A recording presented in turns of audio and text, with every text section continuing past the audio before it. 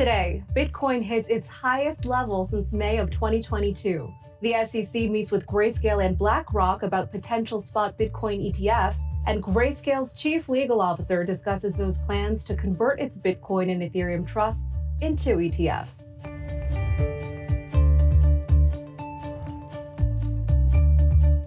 Welcome to CNBC's Crypto World. I'm Talia Kaplan. Crypto prices in the green to kick off December.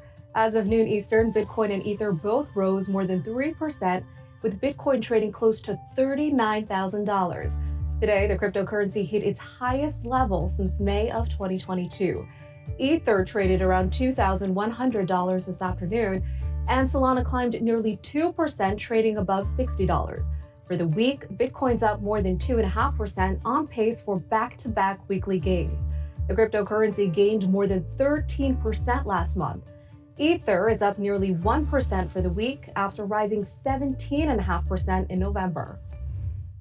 Okay, let's talk about the top stories. MicroStrategy bought thousands more Bitcoin in November. According to a filing with the SEC yesterday, the technology company, which is the largest corporate holder of the cryptocurrency, bought more than 16,000 coins last month, worth about $593 million. The filing said the latest haul brings MicroStrategy's Bitcoin holdings to just under 175,000, worth approximately $5.2 billion at an average price of $30,000 per Bitcoin. Next, Cathie Wood's ARK Invest is offloading more of its holdings in Coinbase. According to ARK Trade Notifications, the investment firm sold around 37,000 shares of the crypto platform stock. That's worth a little less than $4.7 million based on Thursday's closing price. Now, at the same time ARK is selling its Coinbase holdings, the stock has been steadily rising. It reached a new 2023 high in the middle of Friday's trading session. Finally, the SEC is formally engaging with asset managers, including Grayscale and BlackRock, ahead of the much-anticipated decision on whether the regulator will approve a spot Bitcoin ETF. That's according to memos published this week. One memo reveals that SEC officials met with representatives from BlackRock and the Nasdaq on Tuesday. BlackRock, the world's largest asset manager, filed for a Bitcoin ETF back in June. Another memo revealed the agency also met with Grayscale, the asset manager running the world's largest Bitcoin fund, about the potential conversion of its Bitcoin trust into an ETF. The SEC previously blocked the move, but Grayscale challenged that decision in court and won back in August. Many industry experts think that crypto ETFs will launch in the US early next year, but of course, the SEC could still decide to block those funds. As we all know, SEC Chair Gary Gensler has been a vocal critic of crypto, but recently said that he would listen to his staff's input on a potential Bitcoin ETF. All right, sticking with Grayscale for our main story. Crypto World's Tanea McKeel sat down with the asset manager's chief legal officer, Craig Salm, at the 2023 Blockchain Association's Policy Summit in Washington, D.C. He laid out what he thinks will happen with Grayscale's plans to convert its Bitcoin and Ether trusts into ETFs and discusses crypto regulation. Take a listen. All right, Craig, thank you so much for sitting down with me today. We're coming up to the end of the year and we have a lot of tailwinds going into 2024. Obviously, one of the biggest catalysts for the crypto market over the last few months has been around the ETF, and you are such a key player at Grayscale in that narrative. Give me an update on, we know that you've been meeting with the SEC and hearing a lot more about their engagement with the industry. Give me an update. Absolutely. So it's great to be here with you tonight at the Blockchain Association Policy Summit in DC. Following our lawsuit victory back in August, where a DC Circuit Court panel 3 judges agreed with our case that if the commission is okay with Bitcoin futures, then they should be treating spot Bitcoin ETFs the same. We've seen very good progress on the SEC front ourselves as well as other applicants. So right now we're back in front of Trading and Markets. That's the division of the SEC that reviews the Form 19B4 application that would uplist our product, Grayscale Bitcoin Trust, GBTC, onto the New York Stock Exchange. So seeing a lot of good engagement there.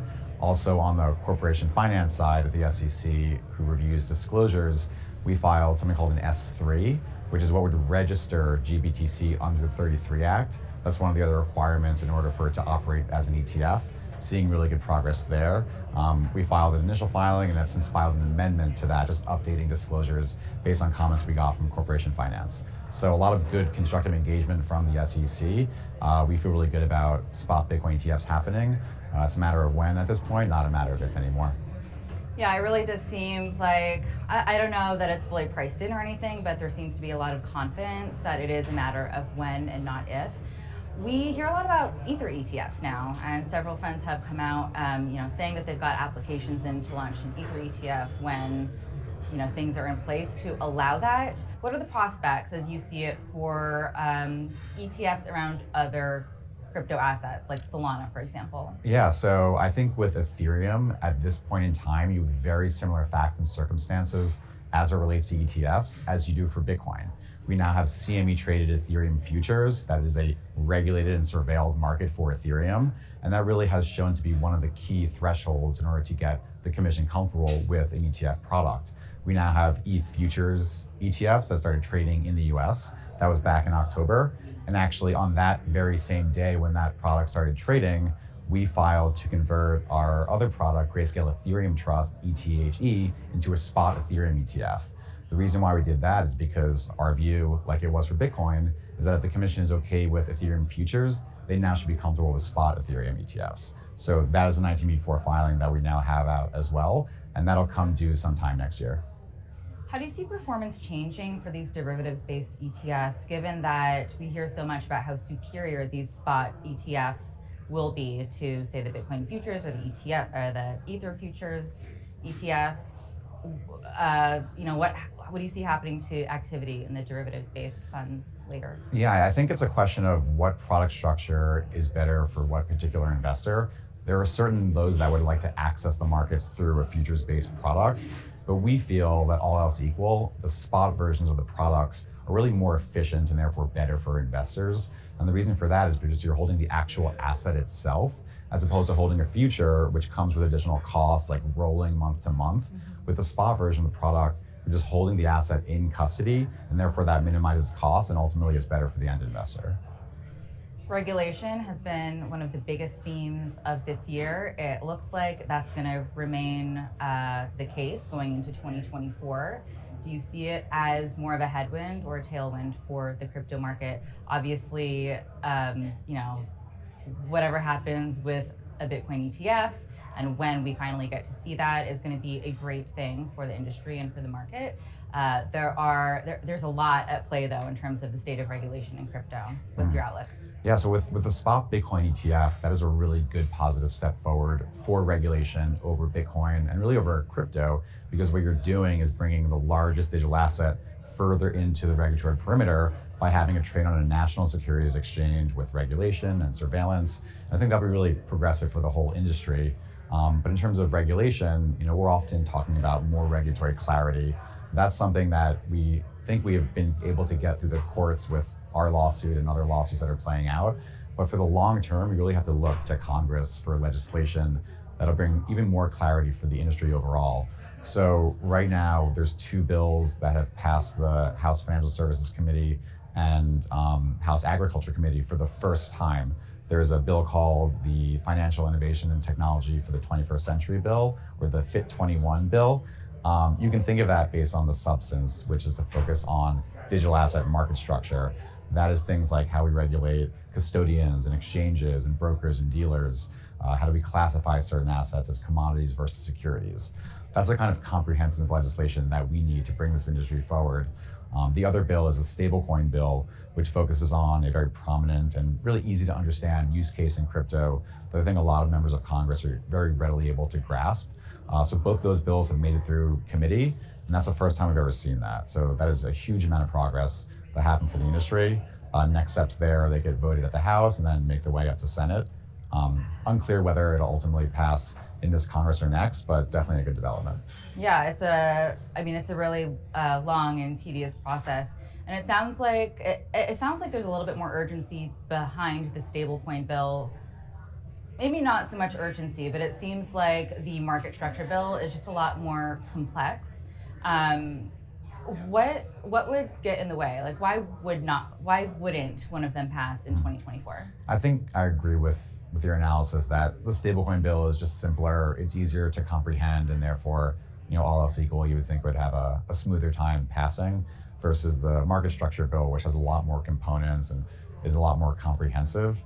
I think at this point, crypto has proven to be a nonpartisan issue, and you have members on both sides of the aisle that really want to see legislation pass. There's a lot of factors that play. Next year is an election year, and there's going to be a lot of other things to think about. But I'm optimistic that eventually we will see this, but I don't know if it'll be next year or the year after. Obviously, crypto has been asking for clear rules of the road for so long, and it seems like, even though there's a ways to go, regulators are more engaged with the industry than they've ever been, which is a good thing. Do you see that engagement kind of dropping off later in the year, next year, because it's an election year and other campaign priorities will start to rise to the top a little bit more? I think quite the contrary. You're seeing a lot of candidates right now come out with statements about Bitcoin and crypto. And crypto, as I mentioned, is a nonpartisan issue because on the Democratic side, a lot of folks see the benefits of financial inclusion and democratizing finance, whereas on the Republican side, those folks see the benefits of open markets and removing intermediaries and reducing costs. So I think there's value that both sides of the aisle see to it. And we have seen some candidates come out with explicit statements about where they think the industry should be going. So I take a lot of hope from that. Do you think it comes up as an issue next year in November? I think, we talked to a lot of crypto insiders, the two of us, but I think to most people sitting on the outside, it kind of looks like there are just so many more important things than this very young, nascent industry that, it really is early. So I think perspective is interesting because we have come so far, but to most people, it's still so early in the game. I think that's a reason why it should and can be a topic of discussion, because it is very early, but it's also an opportunity that we don't want to squander by having other parts of the world be the first mover on that. I often think about how fortunate we are that Silicon Valley is in the US and we've received all the benefits of that wave of technology and innovation. And I think a lot of candidates and policymakers really want to make sure that the Silicon Valley of this industry can also be here in the US. So for me, I think it is definitely a topic that will come up in the election. So we'll have to see, in 2024. Salm also reveals the #1 focus for Grayscale right now and into 2024. You can check out the full interview over at cnbc.com/cryptoworld. Okay, that's all for this week, but we'll be back again on Monday, and we'll see you then.